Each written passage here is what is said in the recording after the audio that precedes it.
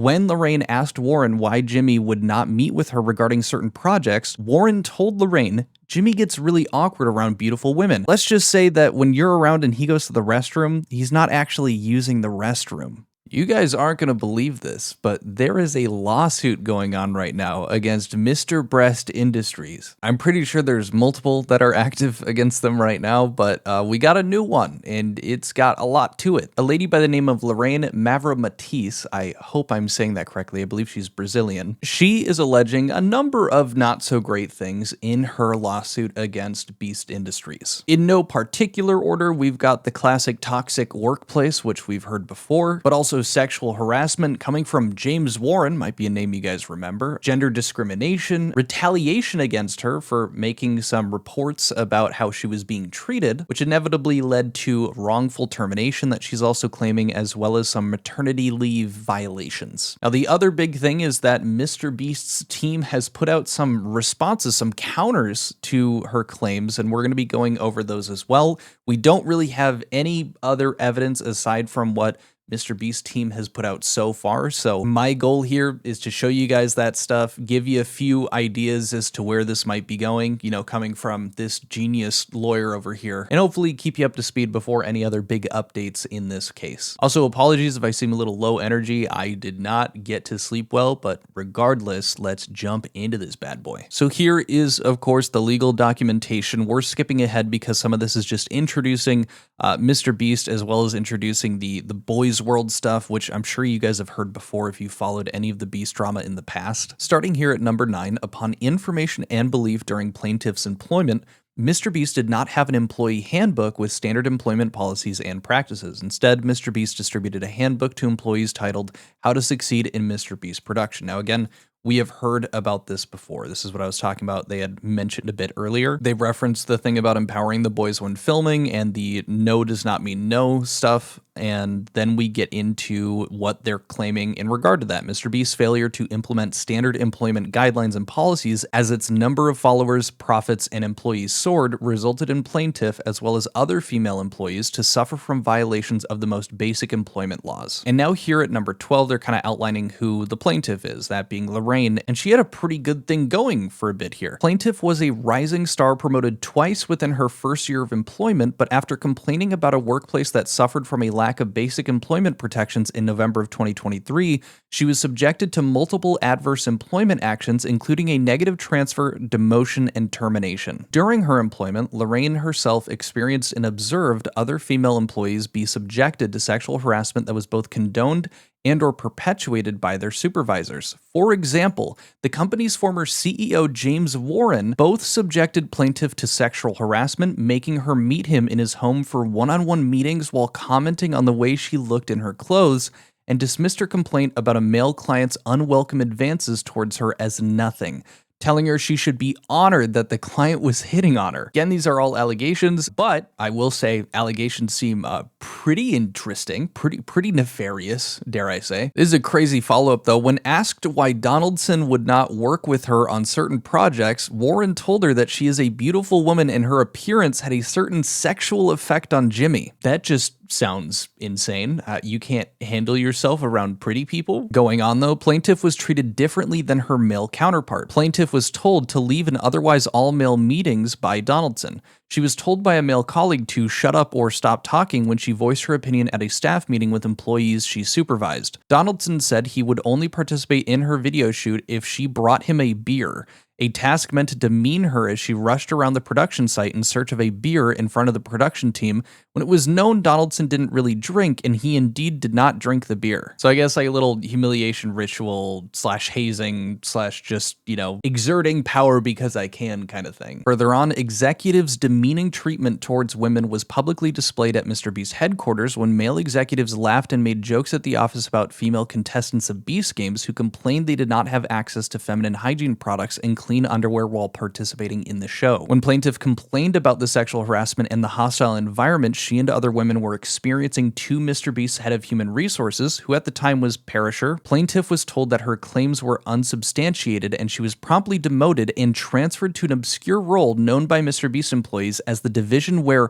careers go to die. Now, just a quick thing, I'm pretty sure Perisher at the time, I believe that's Jimmy's mother, so I believe that's who they're referencing here. Continuing on though, MrBeast terminated plaintiff less than 3 weeks after she returned from FMLA and pregnancy-related leave, telling her that she was too high caliber for the role she was demoted into after formally complaining about sexual harassment and the hostile work environment at MrBeast. That part for me is the most interesting in terms of like, I'm really, really curious to see how they are going to go over that or how that's going to play out in court. Because surface level, like, don't get me wrong, all of this is bad, but something that I'm like, oh, that sounds like they're really going to get caught legally is that she makes the complaint. She apparently gets demoted to a role where employees recognize it as where careers go to die.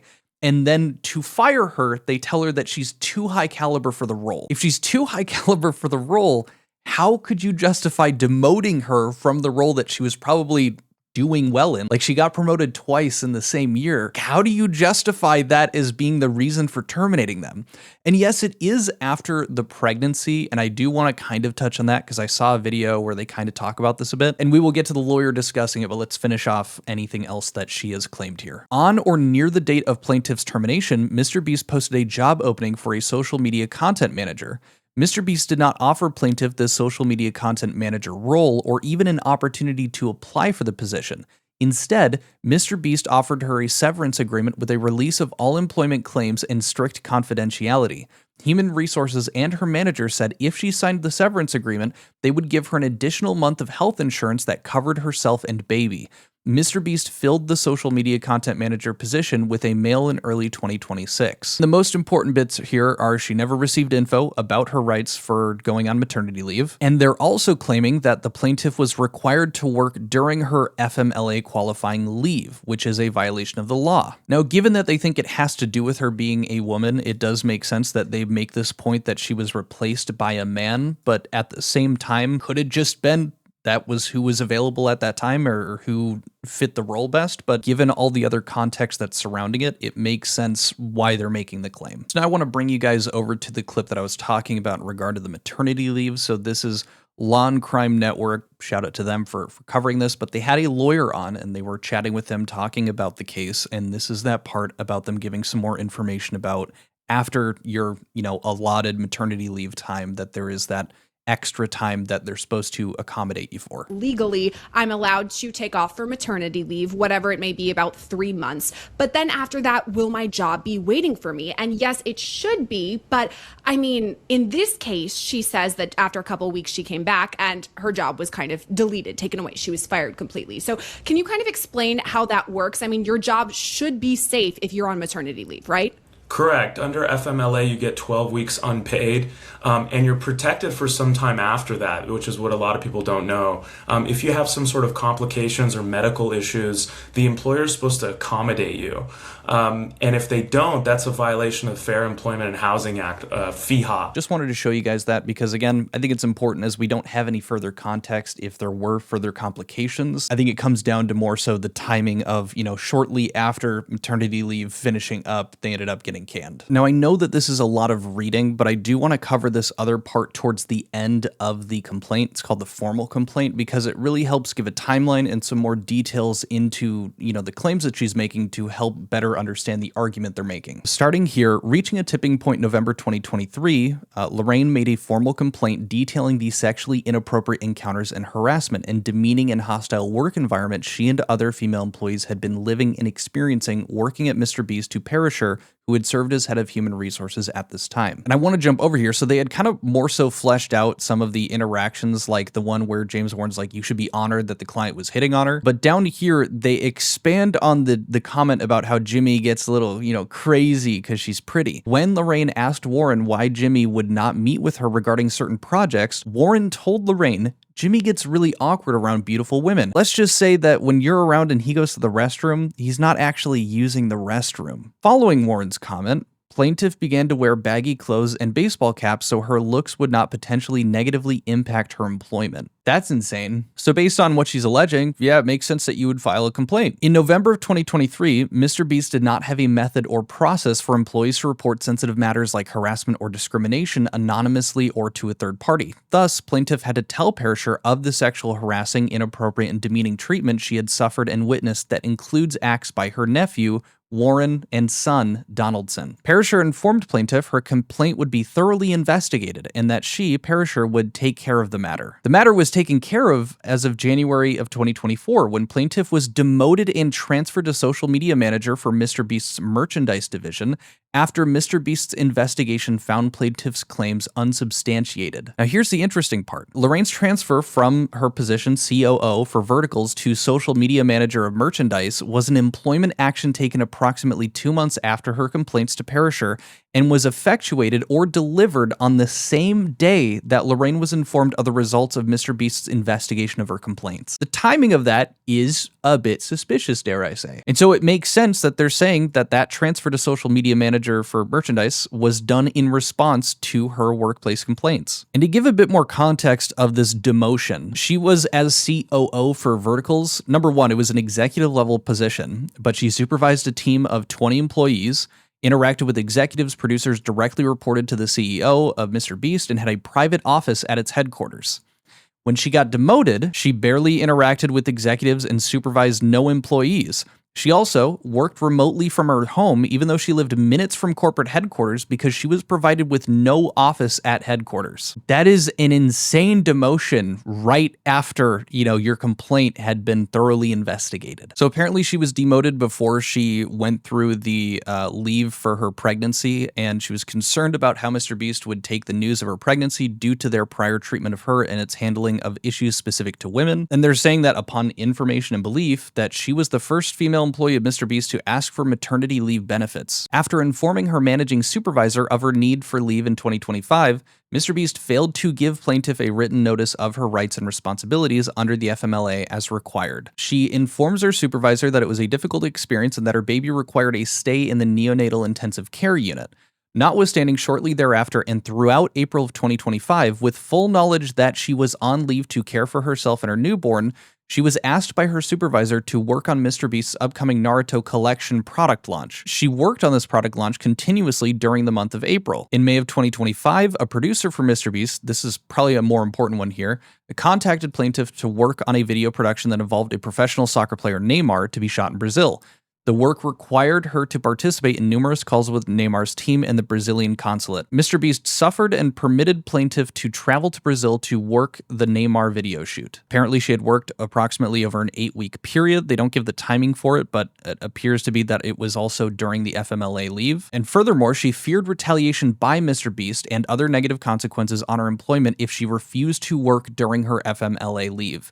Indeed, she was on a work conference call while in the labor and delivery room. Now, given those extra details to kind of help with the timeline and, the points that they're making, it seems like a much stronger case than I had initially thought when reading through just that first chunk. But some more information has come out. The MrBeast company has put out a response, including some evidence to support their claims that this is all BS. Now, I would show you Dexerto's full article, but it's full of ads, so I'm not going to do that. But they include pretty much the same information. Beast Industries has denied disgusting allegations made in a new lawsuit by a former MrBeast employee over maternity leave and workplace behavior issues. That is putting it lightly. I guess technically it is a workplace behavior issue for James Warren to be saying allegedly that Jimmy's going to the bathroom to wank it. Just feels a bit reductive, but I digress. They told Dexerto this clout-chasing complaint is built on deliberate misrepresentations and categorically false statements, and we have the receipts to prove it. So very, very confident. Usually they don't really have a comment here and they just let it go to court, but they seem to be very confident. And I think the reason for that, and I'm going off of Puberty's tweet here, is they included some new screenshots to dispute the claims made by Lorraine. So to start with the top one, this is in regard to her working during maternity leave. Apparently this is from Lorraine and she's saying, there are so many moving parts to this, especially being in less than 48 hours. Despite being on maternity leave, I feel like it would be extremely valuable to go with you to make sure everything works out smoothly and to have a Brazilian citizen on the ground with y'all for any last minute things that may arise, especially with his team. How would the logistic work though? Would there be a seat available on the jet for me? Now that does throw a wrench into things, saying that you are choosing to go work during your maternity leave. I don't actually know how that works legally, if she's even allowed to just because she wants to. I would assume so, but they also give the point that she was fearful that they were going to react to her in a negative way or retaliate like she believes that they had previously done when she had brought those claims, to HR, Jimmy's mom. And so that is kind of a defense for why she was willing to choose to go on her own volition, but it definitely isn't phrased that way in the complaint that they have, made against MrBeast. It's kind of their job to do that, so I don't really blame them, but I'm very interested to see how that ends up working in court. But the other message here we see, someone is talking with Lorraine. Amazing, I've moved our meeting 30 minutes as it coincided with our team meeting, but let's connect to discuss the ideas you had as well. Lorraine responds, hey Frank, I'll need to cancel and postpone. I'm actually in labor at the hospital as we speak. They respond back, oh shit, but of course, haha, amazing. You shouldn't even be checking Slack now, lol. Sending a big hug and lots of success. Enjoy the most amazing experience of your life. So I think this is to counter the point that she said that she was in a meeting or she was chatting like during her time in labor while she was giving birth, which this doesn't do that. I think it might seem to, on a surface level, because she's talking to this person named Frank, who we don't know. Most of her allegations and accusations are focused on the executives at MrBeast, not some dude named Frank. But moreover, she said that she was in a meeting. Two things could be true, that she had to do this meeting or chat with these people, whatever that she had to do that she said she had. And someone else could have also reached out to her on Slacks to set up meetings and stuff, and then she responded to them. That doesn't disprove any of it. I would say there's like a direct truth and like the stuff that you have to read between the lines with the added context that Lorraine provides. Technically, in the examples that they provide, so number one, we can start with the during labor thing. Someone named Frank was like, hey, you don't have to work, you're in labor. Get off of this, app to message people. That is showing an example of someone not having that meeting with her, telling her to, go have your child and get off of this. So on one side, it's refuting it in that way, but on the other side of it, this is not proving that she did not have this meeting that she referred to or this call that she had while she was giving birth, while she was in labor. Now, I think the better argument for MrBeast's team is talking about this work that she said that she was required to do while on maternity leave. It says here, MrBeast required plaintiff to perform substantial and continuous work over approximately an 8-week period, and I believe this is in regard to the Brazil trip that she seemed to have been referencing in her message. She did offer to do that work. Again, I don't know how that policy works specifically. I'll do a reach out after this video to see if I can get any comment in regard to this, but she offered to do that. And so them posing it in this document as her being required to do the work, maybe she was required after she said she was willing to go, but still then that is shaky at best. I don't think that you would want to run this as you would be required to when they're making the argument later down that she was scared to face retaliation if she didn't work during her allotted time for leave. So that's kind of all of the main pieces that we have so far and some of those points that I brought up, but just kind of like generally speaking, if we're looking at this, grand scale, what we've seen in the past is MrBeast's team usually is not going to really comment on stuff, and things seem to usually hash out outside of court or very quietly, privately. Someone gets paid and they move on. But in this situation, they're being very vocal and they're bringing receipts and they're very confident in this idea that this is just for clout. They're claiming that this woman is making these claims just for clout. So for me, the way I'm looking at this is a company that's usually quiet about this stuff coming forward with evidence showing it to the public. I see it as two things. One, they are very confident. They do believe that they are correct and they're gonna smash her in court. Or I see a different route as showing this stuff to the public, getting the public on their side because they think that these pieces of evidence alone will convince the public that they have successfully refuted the claims that are made. Regardless of them being correct or not, regardless of how the court case ends up getting handled, if they end up just paying her and it goes private and they essentially just, pay out and get everyone to shut up about it and move on, it looks good for them in the public eye. Whether they win or lose the court case, it doesn't matter because they've got the public on their side. They reduce the negative PR from this and they just get to move on. I see both of those things making sense. They're big enough that they can eat